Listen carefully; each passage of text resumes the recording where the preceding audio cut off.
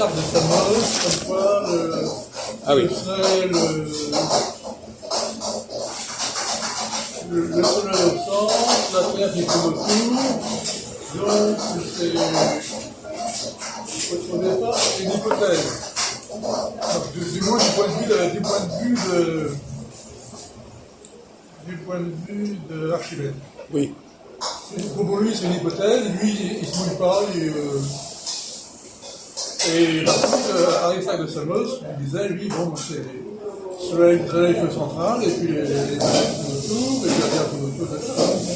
Oui, mais alors qu'est-ce que ça nous enseigne philosophiquement? Quelle est la leçon de tout ça? Qu'est-ce que ça change au niveau de la pensée?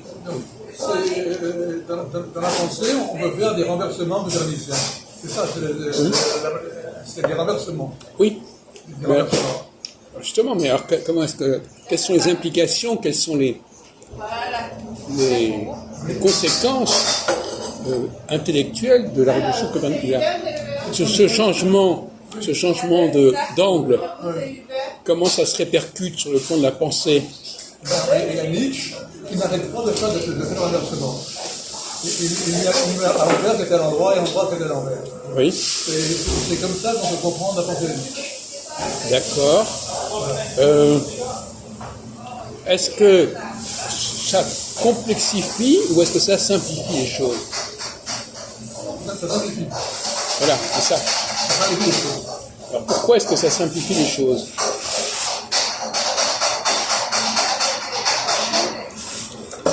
En quoi ça simplifie les choses que de changer de point de vue?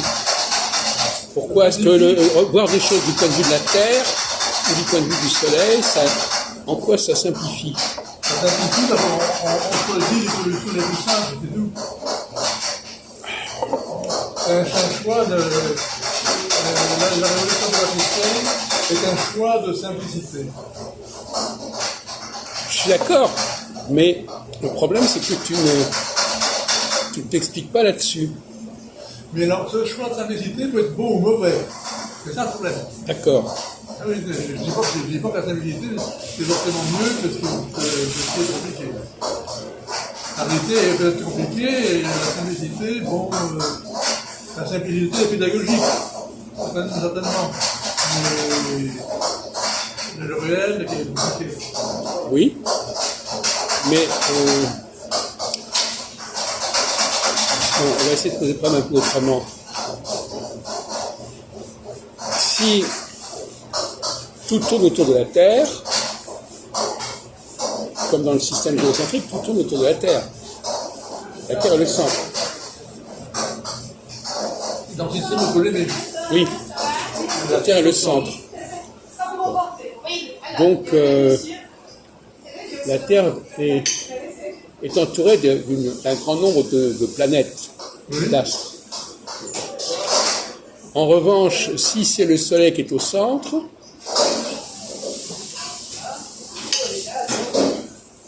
Oui.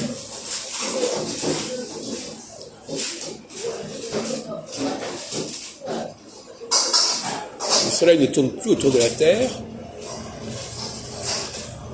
et les planètes ne tournent pas autour de la Terre. Il y a juste la Lune qui tourne autour de la Terre. Oui, il y a que la Lune. Dans les deux systèmes. Dans les deux systèmes. Bon.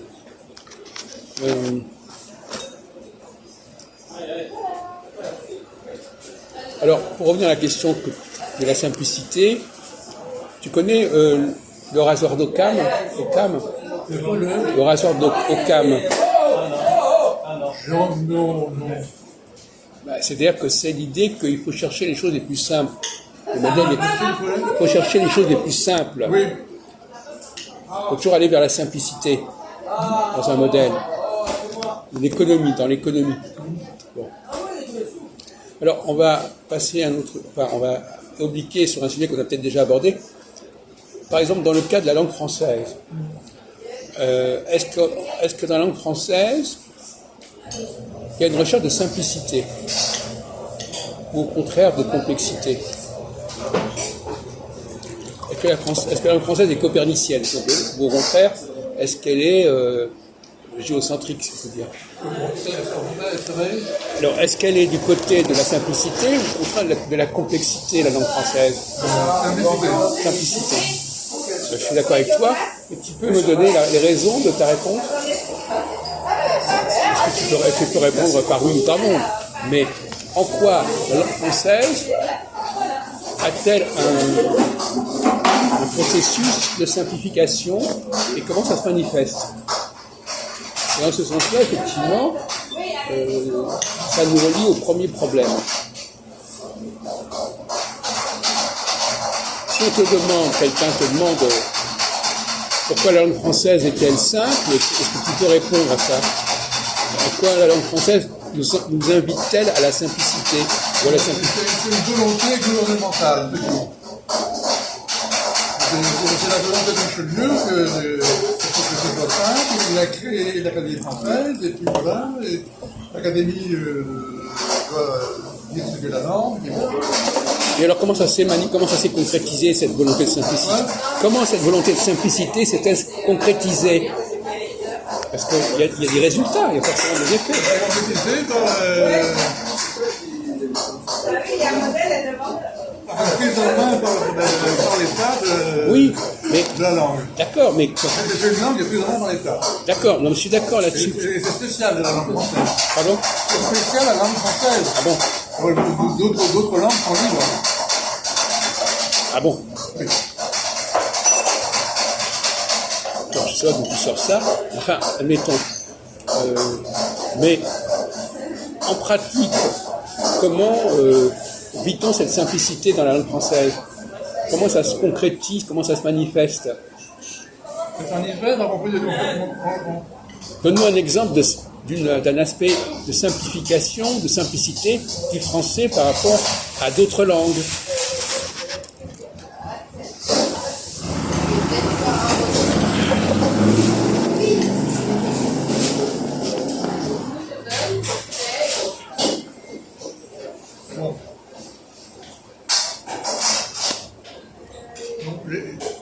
L'espéranto est plus simple, mais c'est presque des français, je veux dire. Il y a des langues plus simples, alors que on fait du simple, mais quand même on respecte les habitudes. Pardon? On fait du simple, mais en respectant les habitudes. Bon. Bon. On a déjà parlé avec toi de la polysémie. La polysémie. La langue française est peu polysémique. Il y a des langues beaucoup plus polysémiques. Ah bon? Bon, il y a des polysémies dans toutes les langues, je veux dire, bon. Ah bon, pourquoi est-ce que la langue française serait peu polysémique? Elle est peu polysémique et c'est pour ça qu'on l'a choisi comme langue diplomatique. Ah bon? Ah oui, d'accord. Parce qu'elle est moins ambiguë, c'est ça, tu veux dire? Elle est moins ambiguë que d'autres langues. Ah oui. Donc pour les diplomates qui veulent... le français a des avantages. Ah oui. Ça dépend de quel diplomate. Il y en a qui préfèrent l'ambiguïté. Oui, oui, d'accord, oui. Oui, c'est vraiment ce que tu dis.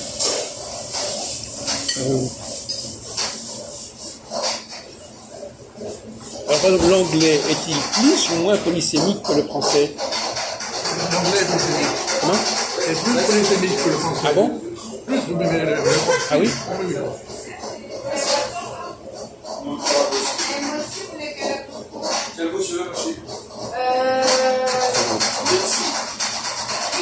Moi, je pense exactement le contraire. Je pense exactement l'inverse. Ah oui, oui, ah oui. D'ailleurs, j'en ai parlé à plusieurs Et au reprises. moment de la guerre de 30 ans, les négociations se faisaient en français. Non, mais je ne dis pas le contraire. C'est ce qui pouvait gêner les Anglais, mais c'était comme ça. Les Anglais n'avaient rien à voir avec la guerre de 30 ans, je ne sais pas. Mais, Mais ça peut changer. Je veux dire, bon, si tu veux, actuellement, si tu parles si on prend l'évolution de l'anglais et du français, ça peut changer. Je veux dire, ça peut être l'inverse. L'anglais peut devenir moins polysémique que le français. Je veux dire, bon, non, mais là, c'est historique. bon, Je veux bien que l'anglais devienne moins polysémique que le français. oui, Oui, probablement, oui, en effet. Bon. Et notamment pour ce qui est des réglementations commerciales, je veux dire, c'est la version anglaise qui fait foi. Donc si les versions anglaises se mettent à faire foi contre les autres versions, ça va obliger l'anglais à ne pas être polysémique. Il y a une contrainte, si tu veux, la langue dominante ne peut pas être polysémique. Comment ça marche pas? Alors, comment tu définirais la notion de polysémie, mon cher comment définis-tu, parce que tu ne l'as pas encore défini, qu'est-ce que tu entends par polysémique? L'ambiguïté. Oui. Non, mais on sait très bien que, par exemple, le rôle des adjectifs Oui. par rapport à la notion de polysémie, quel est le rôle des adjectifs? Ils sont plus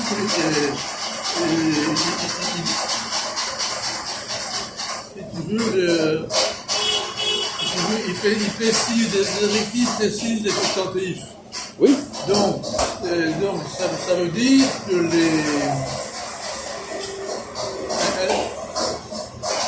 un substantif adjectivé va être moins polysémique, forcément. Oui, oui. Donc c'est très intéressant, les adjectifs se prêtent à la polysémie, et en même temps ils sont contre la polysémie. C'est l'ambiguïté des adjectifs. Oui. Et alors, justement, je reviens aux visions précédentes, c'est des adjectifs en français, le féminin est en E, grande. C'est-à-dire que le masculin en français est un diminutif du féminin. Oui, c'est marrant. On en avait déjà parlé, je crois, pas mal. Oui, non, mais je le répète, si tu veux. C'est marrant que sémantiquement, le féminin est plus grand que le masculin. Oui, c'est vrai. Alors, dans d'autres langues, il y a égalité. Dans d'autres langues, il y a égalité entre masculin et féminin. Oui, oui. Oui, ça a été un point qui a été abordé, effectivement, longuement. C'est assez marrant. D'accord. Et le rôle des préfixes et des suffixes. Dans toutes les langues, il y a des préfixes et des suffixes. C'est bon, je veux dire, Mais justement, ça sert par rapport à la polysémie. Ça réduit la polysémie. Ah oui. Oui.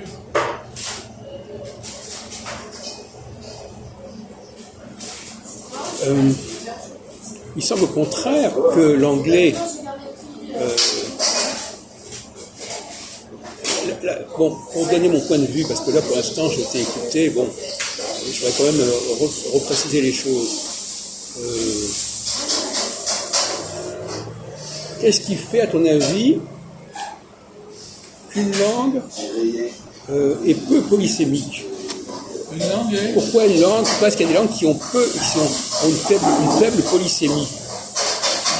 En général, les langues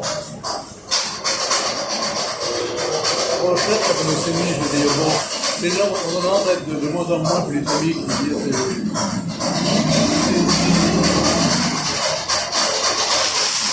les langues polysémiques, c'est les langues qui se mélangent.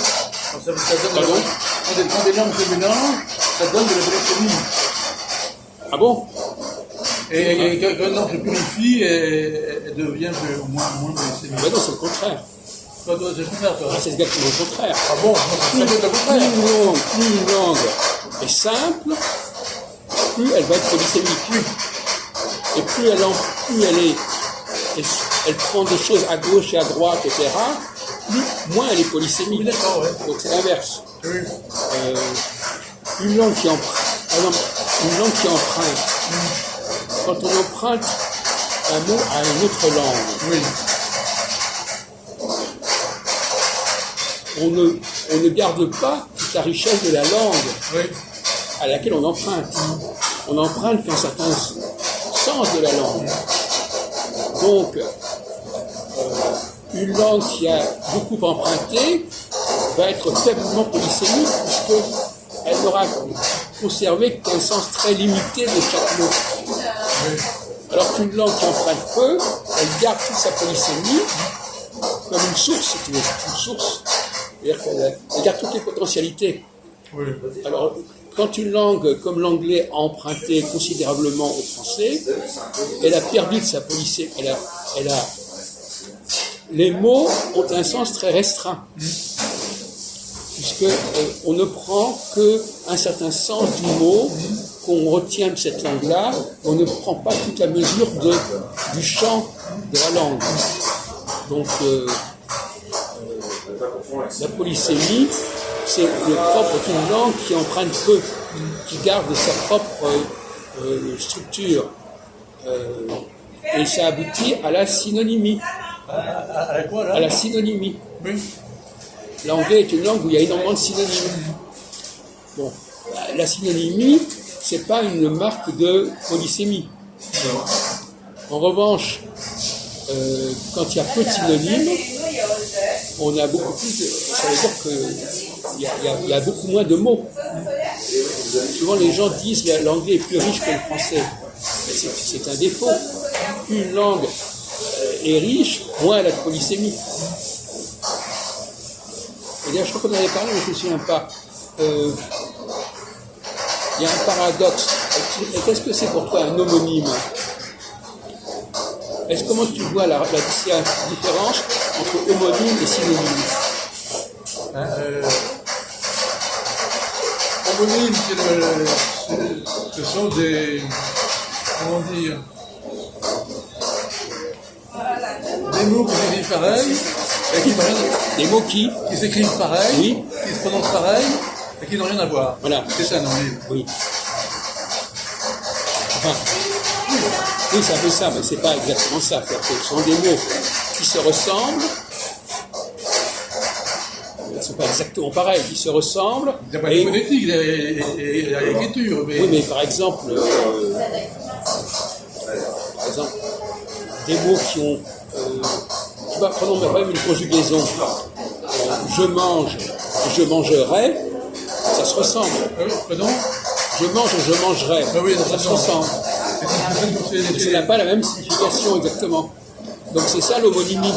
Par contre, si je dis en anglais, si j'emploie deux mots en anglais différents pour dire la même chose, c'est la synonymie. L'homonymie, c'est né. Il y a un Z, et le né, et puis l'adjectif né.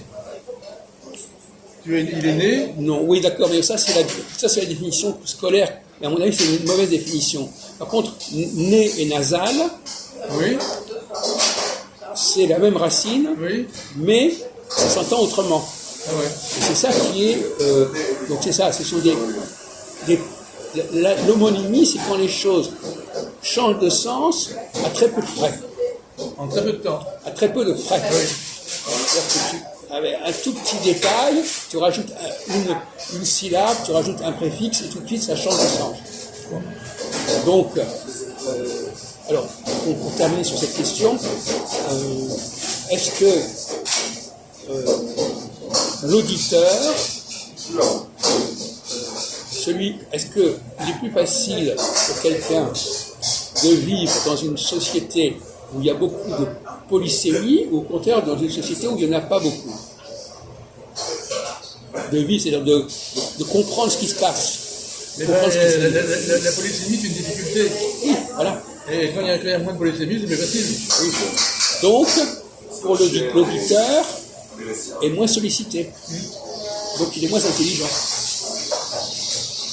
On fait moins appel à son intelligence. Oui. On fait moins appel à son attention. Oui. La polysémie, il faut faire attention aux moindres détails. Oui. Parce qu'un détail, un truc en plus ou en moins, ça peut changer le sens. Oui, et acquérir l'intelligence d'une nouvelle langue, ça prend du temps. Et du travail.